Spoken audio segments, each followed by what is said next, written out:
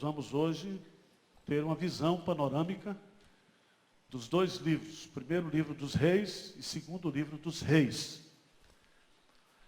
Semana retrasada nós estudamos aqui o primeiro livro de Samuel e segundo livro de Samuel.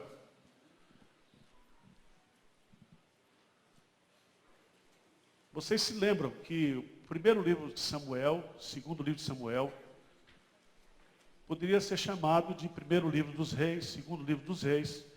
E esses dois livros aqui podiam ser terceiro livro dos Reis e quarto livro dos Reis. Porque esses quatro livros, primeiro Samuel, segundo Samuel, primeiro Reis, segundo Reis, conta a história da monarquia de Israel. Esses quatro livros, eles cobrem um período de 400 a 450 anos. A monarquia de Israel começa com quem? Com Saul. E vai terminar no ano 586, com a deportação do Reino Sul, em 586 para a Babilônia. E nós vamos ter que o reino esteve unido, o reino de Israel esteve unido até Salomão. Depois houve a divisão do reino, foi dividido em reino norte e reino sul. Nós vamos ver isso no texto, para vocês entenderem. Tá certo? E aí nós vamos aprender um pouquinho de Bíblia. Não dá para entrar em todos os detalhes, mas eu espero que vocês tenham uma visão panorâmica. Vocês precisam entender também que é nesse período dos reis que nós temos o ministério dos profetas. Então, simultaneamente, ao período dos reis, você tem o ministério dos profetas. Então, apesar dos profetas estarem lá depois dos Salmos, o ministério deles está simultaneamente relacionado ao período dos reis. Ok? Então, quando a gente for estudar o livro dos profetas, sempre nós estaremos se referindo aqui a algum rei que está registrado aqui. Então, primeiro livro dos reis, segundo livro dos reis, então o nome faz referência, o título faz referência justamente à história dos reis. A primeira palavra no hebraico, se você for aí no livro, a primeira palavra do livro, vamos aí para o... Sendo o rei Davi já velho. Então, na Bíblia hebraica, começa dizendo rei Davi. Então, a palavra rei é a primeira palavra que aparece na Bíblia hebraica. Por isso, o nome do livro se chama o quê? Reis. Então, aqui nós já estamos, Davi na sua velhice. E ele vai passar agora o seu reinado para Salomão. Então, se a gente for fazer aqui uma divisão, vamos ver a primeira divisão do livro de Reis, do primeiro livro de Reis, para você ter uma noção. O primeiro livro de Reis está dividido do capítulo 1 até o capítulo 11, capítulo 1 até o capítulo 11, você tem o reinado de Salomão.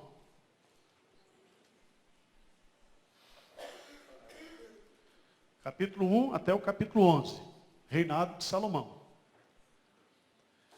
Depois, o capítulo-chave de primeiro livro dos reis é o capítulo 12, quando há o quê? A divisão do reino. Então, de primeiro livro dos reis, 12, até segundo livro dos reis, 17, você tem a história do reino dividido. Você vai ter a história do Reino Norte, aí você vai ter a história de Elias, de Eliseu, a dinastia de Jeú e a queda de Israel. A queda de Israel está nos 15 a 17. Nós vamos depois passar versículo, capítulo por capítulo. E a última parte, a terceira divisão, está em 2 Reis, capítulos 18 a 25, que é o reino de Judá. Então, as 3 divisões dos 2 livros. Primeiro, o reinado de Salomão, 1 Reis, de 1 a 11. Segunda divisão, rei dividido, 1 Reis 12 a 2 Reis 17. Terceira divisão, o reino de Judá, 2 Reis 18 a 25. Então vamos lá. A sua ascensão ao trono. Salomão vai subir ao trono. Capítulos de 1 a 4. Nós temos aí a velhice de Davi. E nós temos um problema sério, porque Adonias, o filho mais velho de Davi, tenta usurpar o trono. Então, não é só no Palácio do Planalto que tem intriga, né? Na época já existiam as intrigas palacianas. Então, Adonias, não sei se era do PMDB, do PT, mas ele era filho mais velho. E ele então faz um conchavo com Joabe, que trai Davi, e vai para um determinado lugar e se autoproclama o quê? Rei. Só que Davi fica sabendo disso, né? Natã, o profeta Natã, procura a Betseba, que Betseba agora é a esposa de Davi. A gente acha que Betseba é aquela mulher, né, que simplesmente pousou nua lá e teve o caso, mas Betseba tem um papel muito importante, porque Betseba é a mãe de Salomão. E ela vai ter um papel muito importante. E ela vai convencer a Davi, né, a proclamar Salomão o quê? Rei. Então Salomão é proclamado rei, né? E Adonias então foge. E eu queria destacar aqui algumas coisas muito interessantes, só para você chamar a sua atenção, porque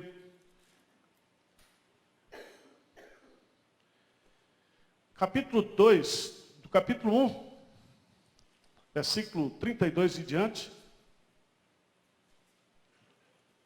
Salomão é constituído rei. Veja aí, capítulo 1, 32. Disse o rei Davi: chamai-me Zadok, o sacerdote, Natã, o profeta, e Benaia, filho de Joiada.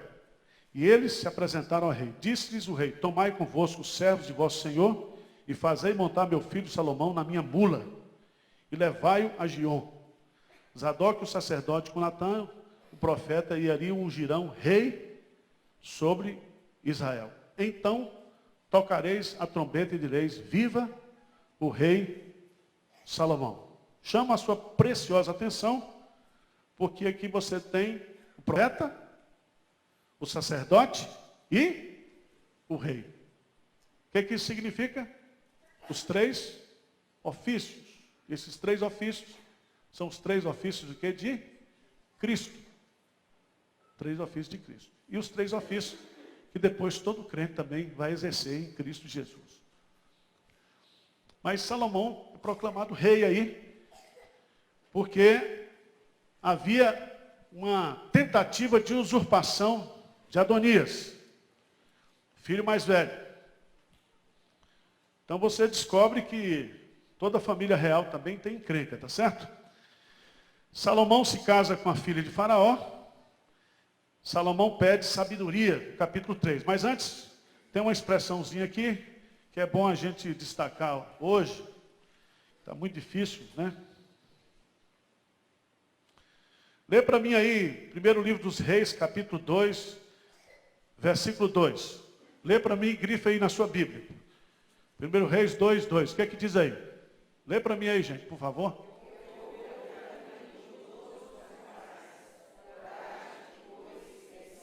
Pronto, grifa aí, ser homem. Olha aí, gente. Está difícil hoje. O que ele está dizendo aí? Ser homem aí significa você. Só que ele exagerou também, né? Teve muitas mulheres. Não era isso que Davi estava dizendo. Estava dizendo que ele deveria cumprir o seu papel, né, de hombridade. Exercesse o seu papel como homem. Que ele tivesse hombridade. Porque ele iria exercer o papel de rei. Alguns entendem desse texto que Davi, ao morrer, está transferindo para Salomão também as suas amarguras. Ele tinha uma amargura com respeito a Joabe, e ele então transfere para Salomão, e isso é muito perigoso no pai, quando transfere a amargura para o filho, né?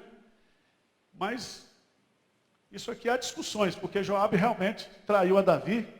Foi Joabe que foi responsável também pela morte de Absalão.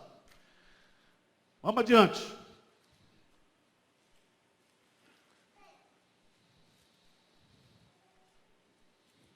Capítulo 3, Salomão pede sabedoria a Deus.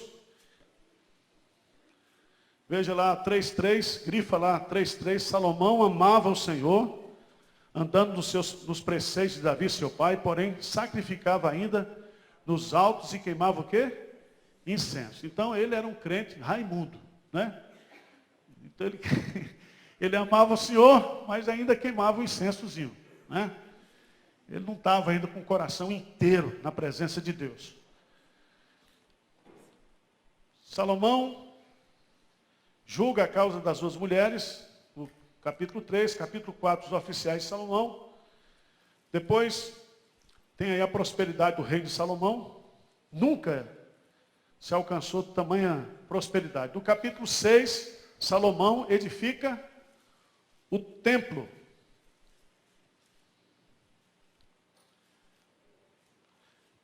Capítulo 7, ele edifica os palácios reais.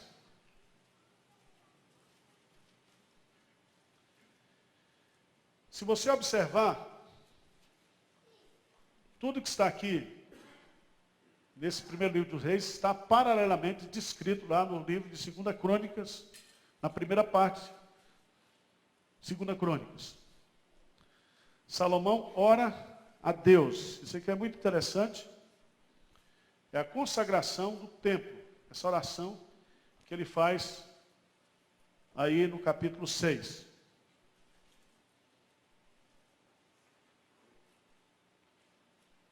Capítulo 8, desculpe.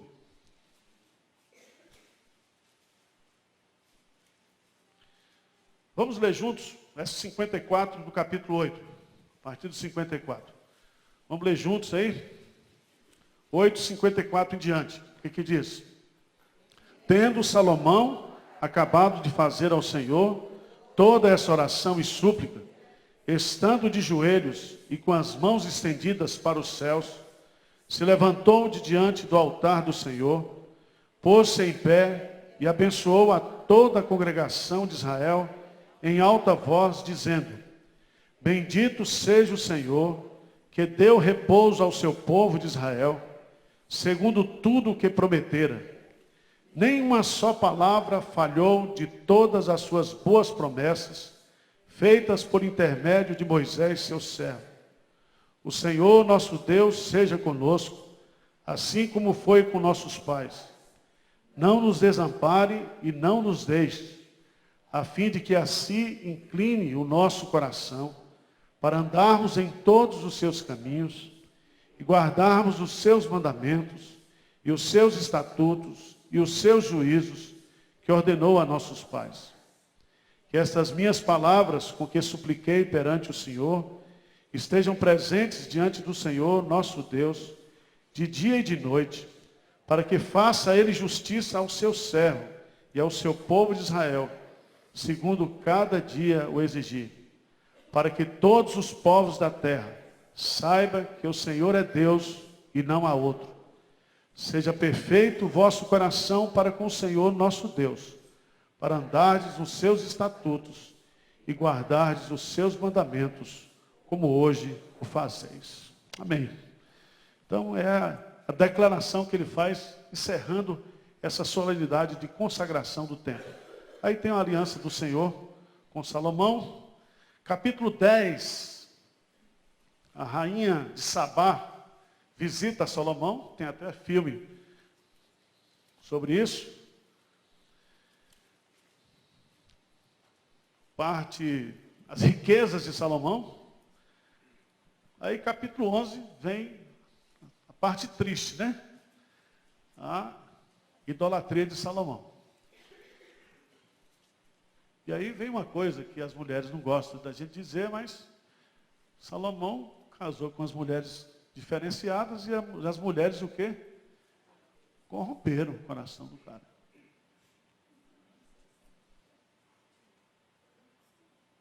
Não tenho nada contra as mulheres, mas foram elas. Tá certo? Não tenho nada.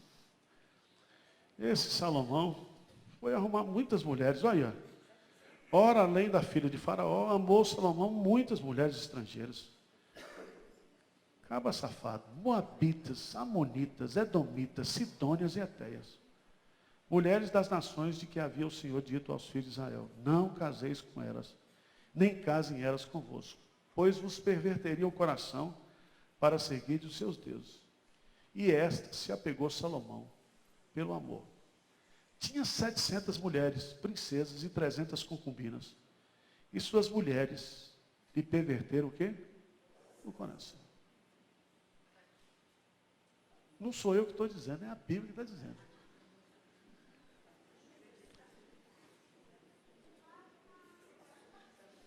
Está vendo?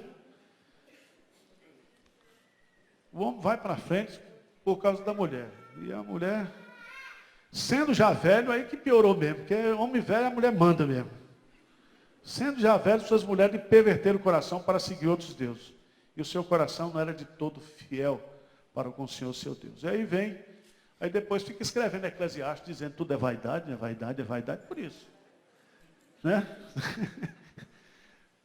Mas Deus teve misericórdia dele, né? E de nós também. Aí vem a morte de Salomão. E aí, meu irmão, rei morto, rei posto. Rei morto, rei posto. Então, aí vem a confusão. A partir do capítulo 12, vem aquilo que se chama na Bíblia a divisão do reino, o reino dividido. Então o que acontece? Nós temos dois filhos, Roboão e nós temos Jeroboão. Então,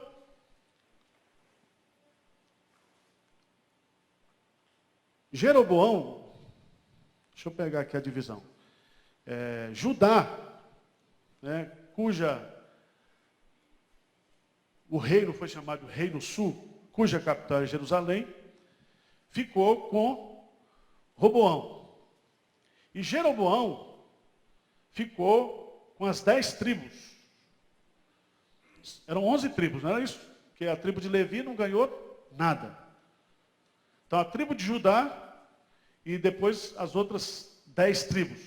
Só que você se lembra que José também, os dois filhos de José, nós tínhamos lá Efraim e Manassés. Então o reino de Israel ficou constituído das 10 tribos, mais Efraim e Manassés. Israel, cuja capital é Samaria. E o reino sul ficou Judá, cuja capital é Jerusalém, com a tribo de Judá mais a tribo de Benjamim. E uma dinastia só, a dinastia de Davi. Todos da dinastia de Davi. Nessa dinastia de Davi, nós tivemos 19 reis, mais uma rainha. 3 reis bons, 5 mais ou menos, e 12 que não prestaram. Do reino de Israel, 19 reis, 19 emprestados, nenhum prestou. 19 reis. A queda do reino de Israel, reino norte, aconteceu em 722 pelos exércitos assírios, 722, antes de Cristo. E o reino sul caiu em 586 antes de Cristo, através do reino da Babilônia. Lembra? Rei da Babilônia, quem era o profeta? Jeremias. Lembra de Jeremias? Lamentações de Jeremias. Tá certo? O profeta Jeremias foi quem profetizou no período em que o reino sul foi destruído. Por isso, quando você se lembrar da destruição do reino sul, lembre sempre do profeta Jeremias. Eu tenho a relação aqui, mas não é interessante para vocês. Isso, se vocês entrarem em qualquer site de negócio bíblico, aí vocês têm. Eu quero que vocês tenham contato com o texto bíblico. Tá? Então vamos passar a folhear a Bíblia aí. É um negócio meio místico, mas eu vou passar com vocês. Então, capítulo 12, está aí, Roboão, de 1 ao verso 15, você tem o reino sul. As 10 tribos que seguem Jeroboão, você tem o reino norte. Certo? Deus proíbe que Roboão peleje contra o quê? As 10 tribos. Então, nós temos aí o reino dividido.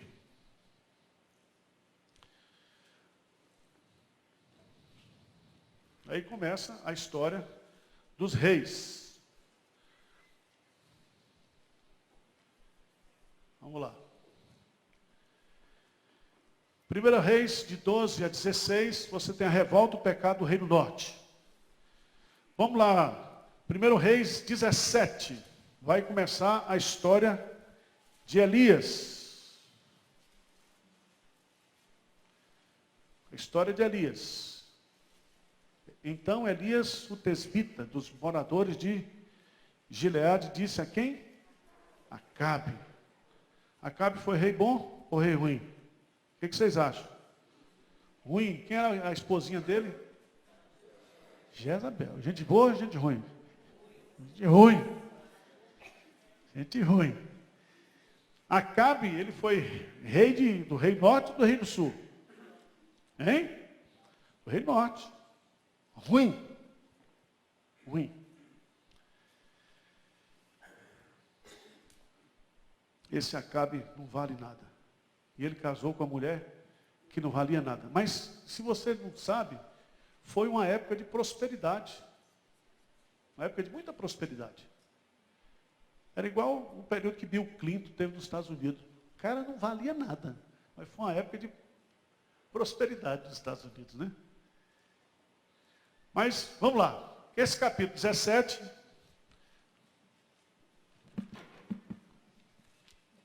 Esse capítulo 17 é um capítulo maravilhoso, né? Eu podia expor para vocês aqui como o crente sobrevive na crise. Né? Como o crente sobrevive na crise. Como é que o crente sobrevive na crise, gente? Pela fé.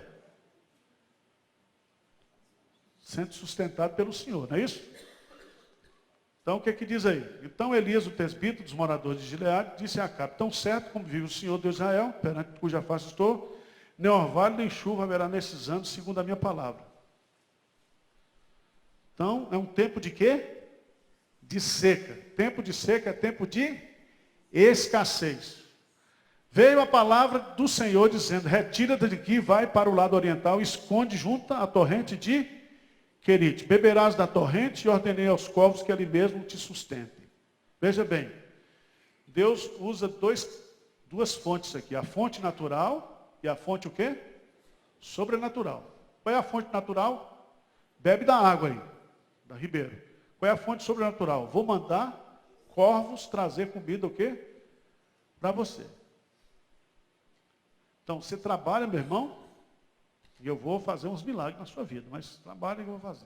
Daqui a pouco, seca a fonte. Seca a fonte. Aí no versículo 8, o que é que diz? Então, lhe veio a palavra do Senhor dizendo: dispõe e vai a Sarepta, que pertence a Sidom, e demore-te, onde ordenei uma mulher viúva que te deu o quê? Comida. Quem foi que ordenou? Deus. Quem está cuidando do profeta? Deus. Então ele é que está providenciando comida para o profeta. Não disse um rico. Eu já ordenei um ricão lá de Sarepta. Ele ordenou para quem? Uma viúva. Aí ele chega na casa dessa viúva, o que tem para comer lá? Um punhado de farinha, um punhado de azeite. Só dava para comer um dia. O que Deus queria fazer com aquela viúva? Abençoar a viúva. E o profeta fica até com raiva dele, porque ele diz assim: antes de você morrer com seu filho, faz um bolo para mim. Parece até o pastor pregando aqui, dizendo que o crente tem que dar dízimo. É esse pastor, né? Dá dízimo, irmão. Dá dízimo na crise, pastor? Dá o dízimo.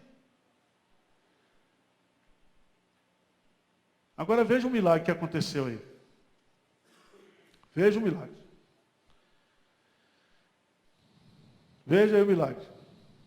Versículo 13. Elias lhe disse, 17:13, leia aí, gente. Não temas e vai e faz o que disseste.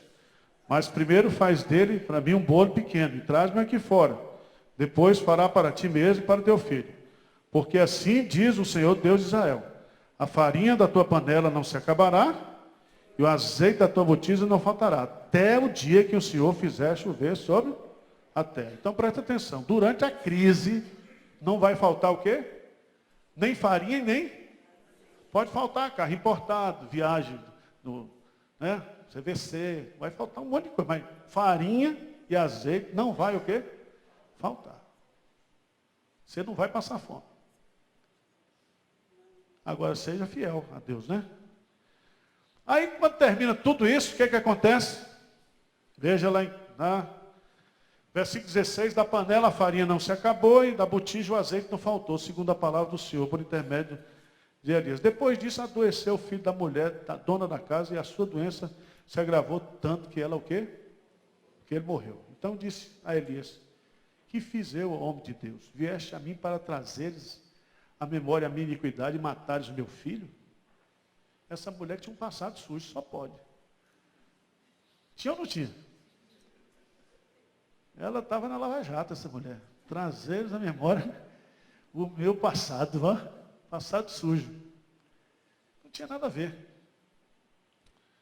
O que Elias fez? Foi lá, orou. O que crente tem que fazer na época da crise? Orar, vir para o culto de vigília. O pessoal não está vindo para a vigília, não. Orar por milagre. Tem que orar, irmãos.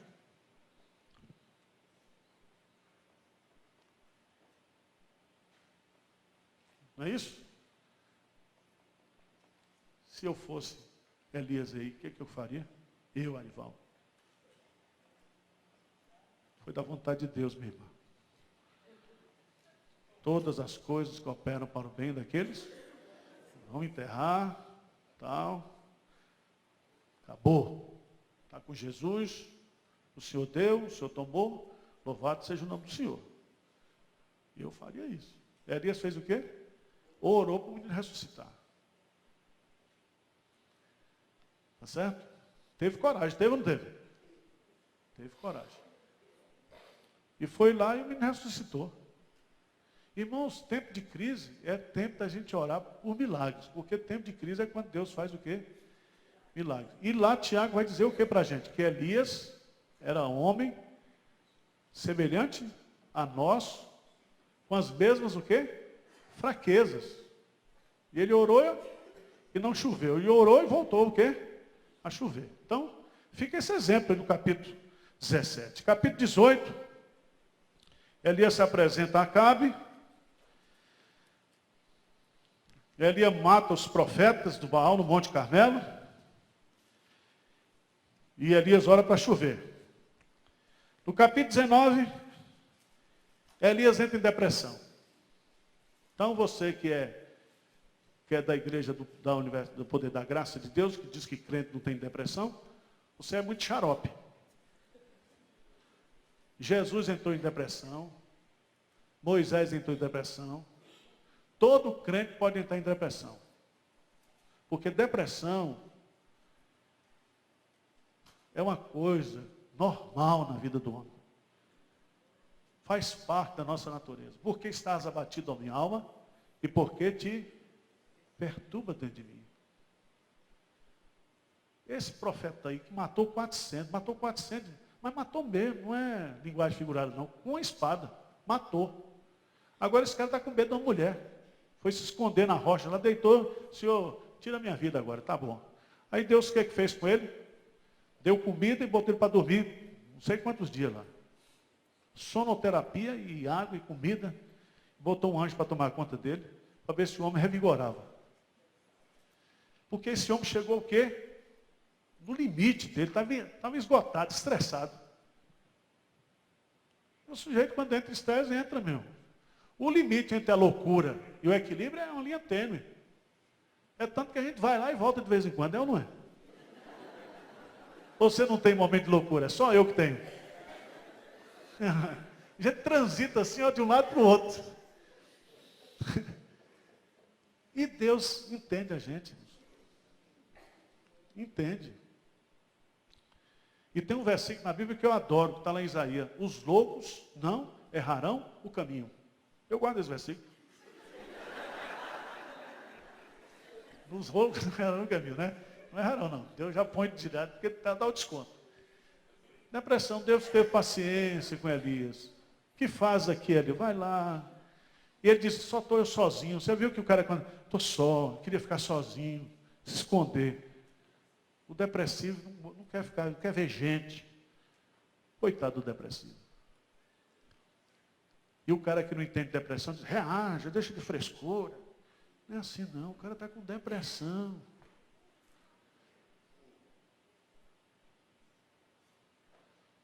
E o cara na televisão, não, isso é demônio. Demônio? Jesus lá no Getsemane. Jesus levou os discípulos para orar com ele. Ninguém orou com ele, ficou sozinho lá. Ele disse, pai, estou com uma tristeza de morte. Você imaginou o que Jesus passou ali no Getsemane? Que ele transpirou sangue, aquela luta que ele passou ali. E Hebreus vai dizer que ele aprendeu a obediência por aquilo que ele sofreu. Irmãos, por isso que Jesus sabe a dor do depressivo. Ele conhece as nossas... Ele é um homem de dores. Ele é um homem de dores. Ele sabe o que é padecer. Ele conhece. Não existe sofrimento que Jesus não entenda. Principalmente a dor do depressivo. Tá bom? Então você pega leve aí. Na hora que você estiver deprimido, me chama que eu vou lhe atender. E vou levar você no psiquiatra bom e a gente... Tá certo? Toma um remedinho, faz oração e tudo bem. Aí vem a vocação de Eliseu. O profeta Eliseu recebe a capa de Elias, é uma coisa maravilhosa. Jezabel ordena a morte de Nabote. Isso aqui é uma tristeza. O cara queria comprar um terreno, Acabe. O cara não quis vender, Jezabel vai lá e não manda matar e a gente pega o terreno. Elias ameaça Acabe e Jezabel. E aí você conhece a história.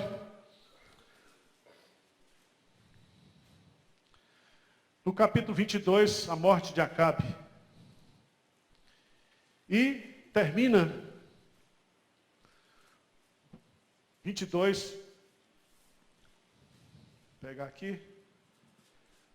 1 Reis 22, termina o livro. Com o reinado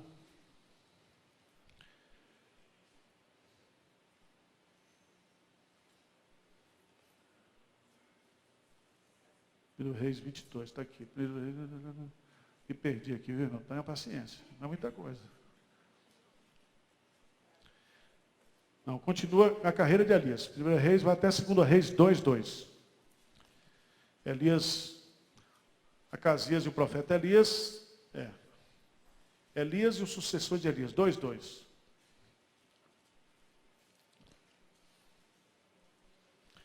Segunda Reis 2. Veja aí no versículo 9, o que diz aí?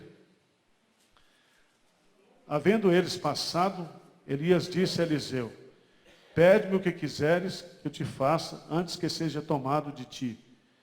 Disse Eliseu, peço-te que me toques por herança, porção dobrada do teu espírito. Tornou-lhe Elias, dura coisa pediste. Todavia, se me vires quando for tomado de ti, assim se te fará. Porém, se não me vires, não se fará. Indo eles andando, eis que um carro de fogo com cavalos de fogo separou um do outro. E Elias subiu ao céu no redemoinho. O que vendo Eliseu clamou, meu pai, carros de Israel e seus cavaleiros. Nunca mais o viu. E tomando as suas vestes, rasgou em duas partes. Então, levantou o manto que Elias deixara cair e voltando-se pôs à borda do Jordão. Tomou o manto que Elias lhe deixara cair, feriu as águas e disse: onde está o Senhor Deus de Elias? Quando feriu ele as águas, elas se dividiram para um e outro lado. E Eliseu o quê? Passou. Aqui sai de cena a figura de Elias. Isso aqui, ninguém sabe explicar esse negócio aí, como é que foi esse arrebatamento, certo? Se fosse hoje, eu acho que é um negócio mais sofisticado, né? Uma nave, não sei. Naquele tempo foi de cavalo e cavaleiro, hoje eu não sei se seria de carro ou de carroça, não sei. Mas ele foi arrebatado. Aí vem a história de Eliseu, outro profeta. Vocês se lembram que lá, quando a gente estuda o ministério de Jesus, no Monte da Transfiguração, Elias ficou como representante dos profetas. Lembra que no Monte da Transfiguração, Elias está conversando com quem lá? Com Moisés. E Moisés ficou representando a lei e Elias ficou como representante dos profetas. E ele realmente é símbolo dos profetas, né? Quem foi o último dos profetas? Hein? João Batista. João Batista. Foi o último dos profetas dentro dessa linhagem dos profetas. Agora, irmãos, dos 2 Reis, de 3 a 8, nós temos a carreira de Eliseu. Capítulo 5, a cura de Naamã. É um capítulo muito conhecido, né? Muito pregado, capítulo 5. Tem Geazi, que é atacado de lepra. Porque Geazi, ele pediu dinheiro, né? Por um benefício espiritual. O Eliseu não pediu dinheiro por aquilo que tinha feito, mas Geazi foi lá e recebeu dinheiro no lugar do profeta Eliseu. E nós temos um princípio de graça recebeste, de graça dai. Nós não negociamos, nós não podemos, à luz da palavra de Deus, mercadejar o Evangelho. E aqueles que mercadejam o Evangelho terão que acertar depois com o dono do Evangelho, que é Jesus Cristo. Capítulo 6, aí tem alguns milagres, né? Eliseu faz flutuar um machado. Até hoje você acha que isso é um negócio ridículo, porque na época machado era uma coisa importante. Mas a ação de Eliseu na guerra contra os sírios.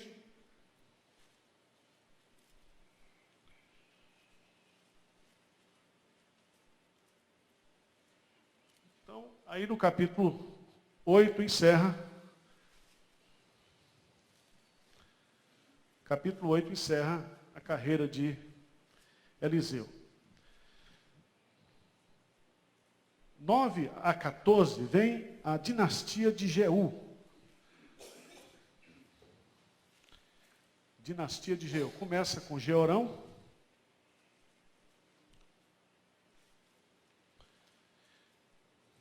Vamos lá. Acasias, Jeú. Jeú é ungido rei de Israel. Aí vem 10. Toda essa história aqui é do reino norte.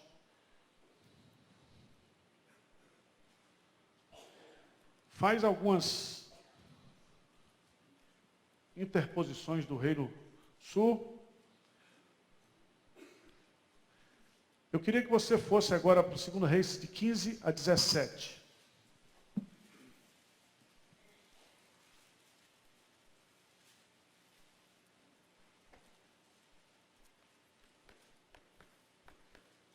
Nós estamos chegando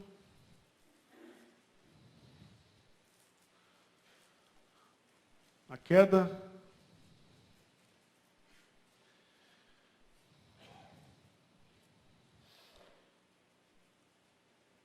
veja lá no capítulo 17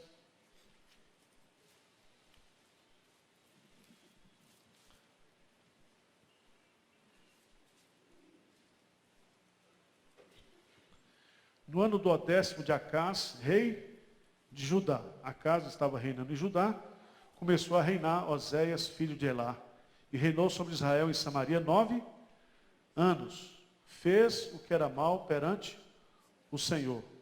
Contudo, não como os reis de Israel que foram o quê?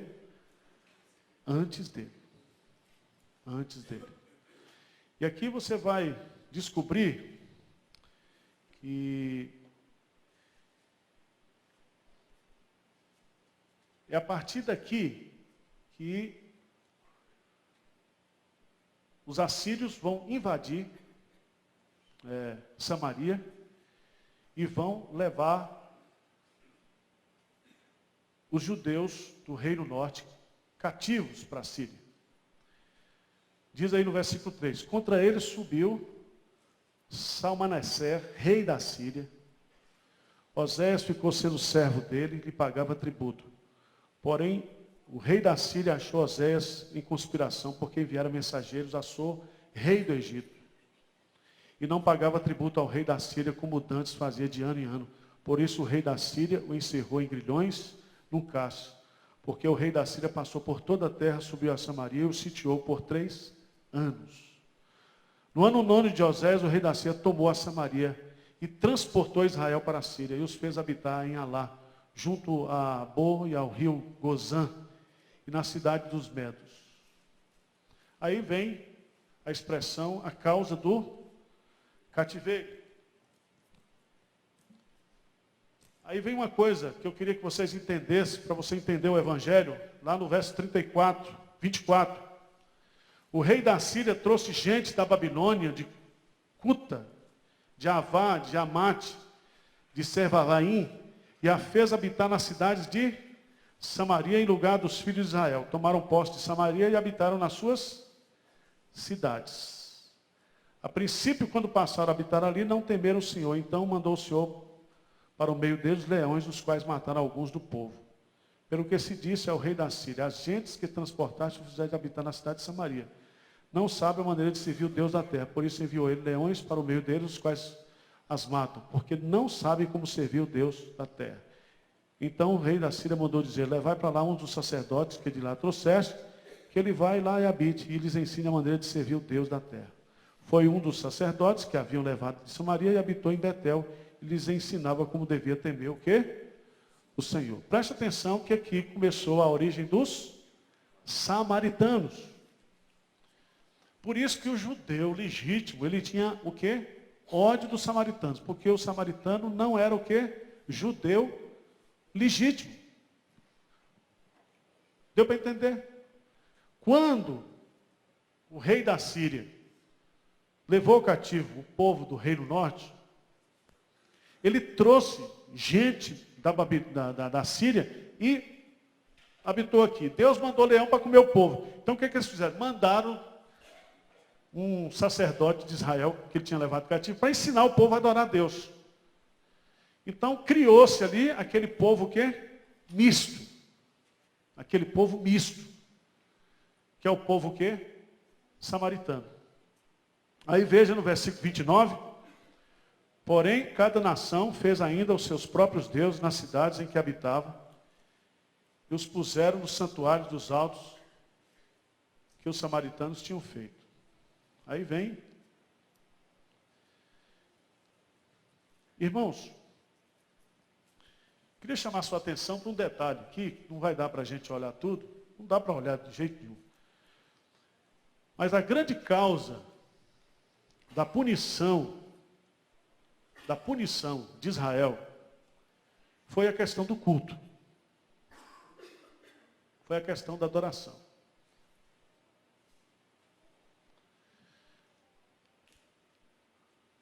Se você for observar e for fazer um estudo, os reis, quando eles se desviavam, né, de Deus, a primeira coisa que eles profanavam era a questão do culto, da adoração a Deus.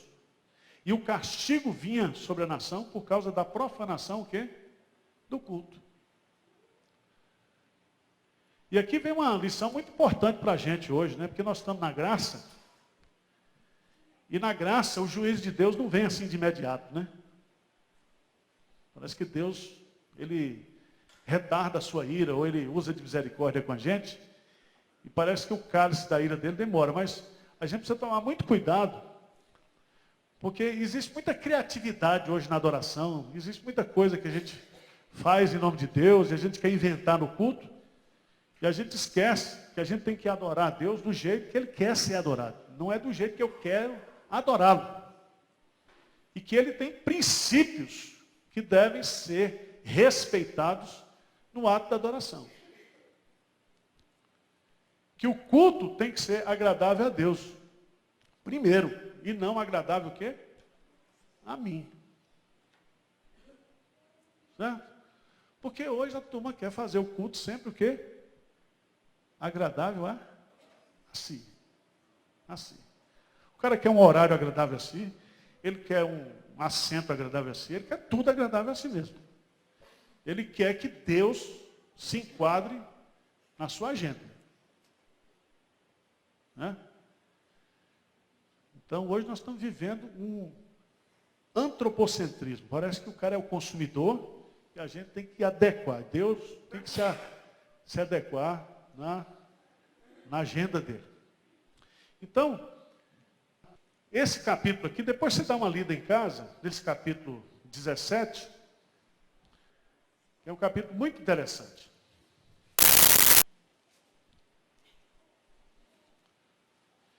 Lê para mim aí o versículo 41 do capítulo 17. Grife aí esse versículo aí para você depois destacar. Diz assim: assim essas nações temiam o Senhor e serviam as suas próprias imagens de escultura. Como fizeram seus pais, assim fazem também seus filhos, e os filhos de seus filhos. Presta atenção. Temiam ao Senhor e serviam as suas próprias. Isso significa o quê? Superstição. Por isso que Jesus disse para a mulher samaritana: não é nem em monte e nem é em Jerusalém, porque os verdadeiros adoradores adorarão o Pai em espírito e em verdade. Jesus disse para a mulher samaritana. E Jesus diz: vós adorais o que não sabeis. Nós adoramos o que sabemos, que a salvação vem dos judeus. Por isso que no Salmo 100, diz assim: sabei que o Senhor é Deus. No Salmo 115, né? O Salmo 115 diz claramente, lá no Salmo 115, no céu está o nosso Deus e tudo faz como lhe agrada. Né?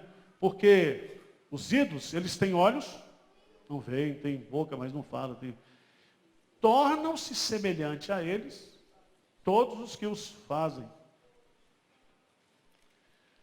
Então, a nossa adoração, ela é uma adoração viva e verdadeira.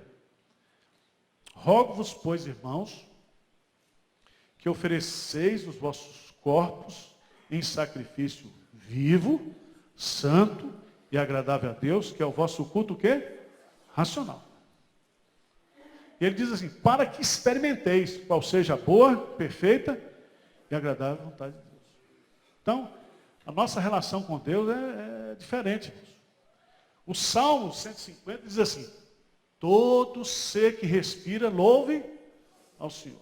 Agora, todo ser que respira foi criado, segundo Gênesis capítulo 1, segundo a sua o quê? Espécie.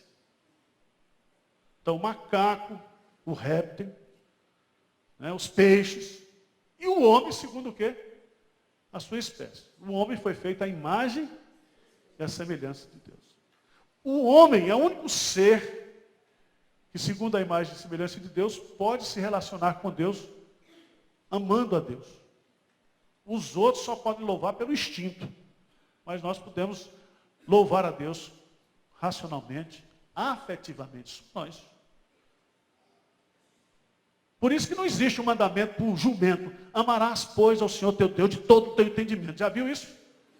Agora tem um mandamento para o homem: não sejas como uma mula que não tem o quê? Entendimento. Precisa de. Para Para o homem tem, mas para o jumento não tem. Deu para entender como é que é? Desse jeito. Não seja tolo, Jesus. Não seja tolo. O que você prometeu, sei o que você votou, cumpra. Porque é melhor você não votar do que você votar e não cumprir. Deus não se agrada de sacrifício de tolos. Não adianta você ficar fazendo sacrifício para Deus, está lá no Salmo 50.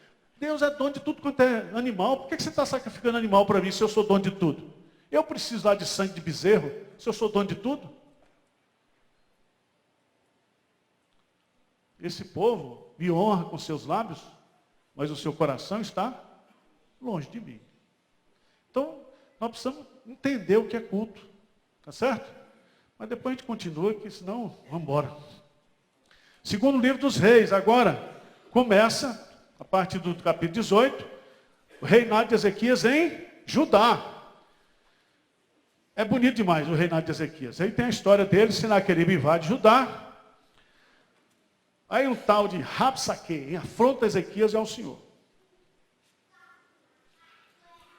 Capítulo 19, Ezequias consulta Isaías. Agora tem uma coisa interessante aqui. 19:8.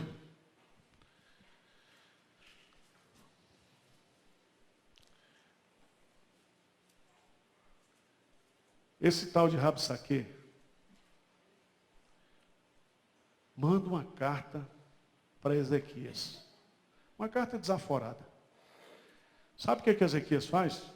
Vai lá no verso 14.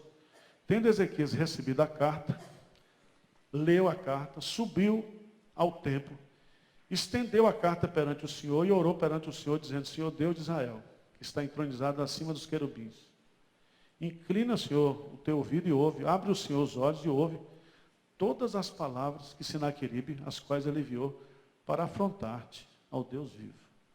Sabe o que o rei pediu? Para Deus ler a carta. Como se Deus fosse analfabeto. Como se Deus não estivesse sabendo de nada, né?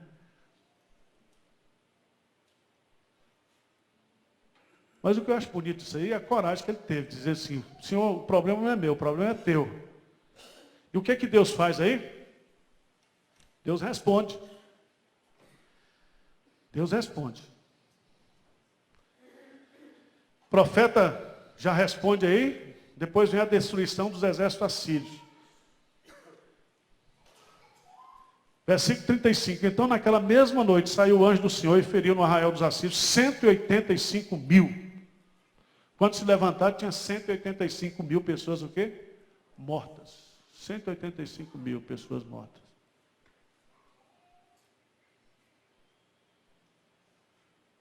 Faltam 10 para as 11 já? É? Não? 10:25. Ah. Aí um sujeito liberal estava lendo esse texto e disse que foi uma praga que deram lá. E não foi Deus, não. Foi um anjo só que foi lá e fez a limpeza. 180.005.000. Certo? Porque foi mexer logo com quem? Com Deus. E, irmãos, a gente precisa aprender a levar os nossos problemas para Deus. Tem que diferenciar o que é comigo e o que é com Deus. Quando a causa é minha e quando a causa é de Deus. Mas não bastasse isso, e aí os comentaristas, esse Ezequias também pega uma doença. Uma doença. E ele está lá.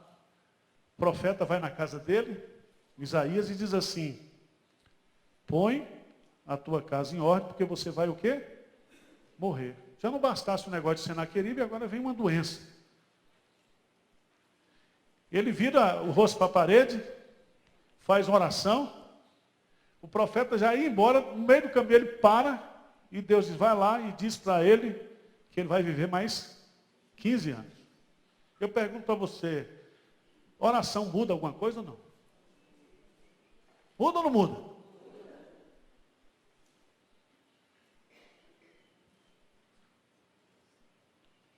Ou Deus, justamente ele faz isso na sua soberania.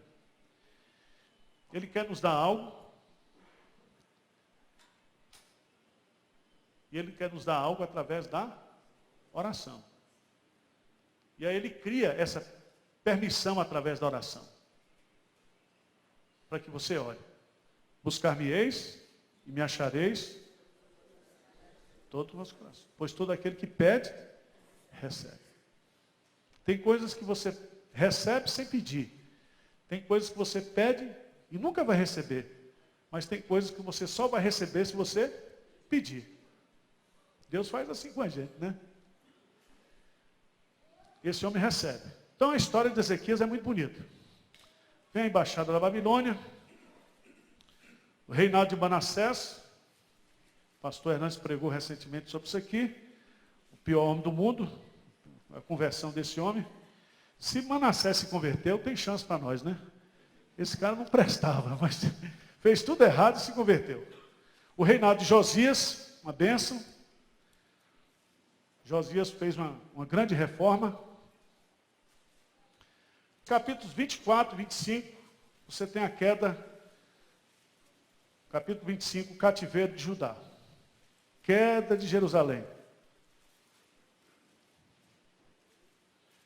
Sucedeu, capítulo 25, no 9º ano do reinado de Zedequias, nos 10 dias do 10º mês, Nabucodonosor, rei da Babilônia, veio contra Jerusalém. Ele e todos os seus exércitos se acamparam contra ela, levantaram contra ela as tranqueiras em redor. A cidade ficou sitiada até um 10º ano do rei Zedequias. Aos 9 dias do 4º mês, quando a cidade se via apertada na fome, e não havia para o povo da terra. Então a cidade foi arrombada, e todos os homens de guerra fugiram de noite pelo caminho da porta que está entre os 2 muros, perto do jardim do rei, a despeito de os caldeus se acharem contra a cidade em redor.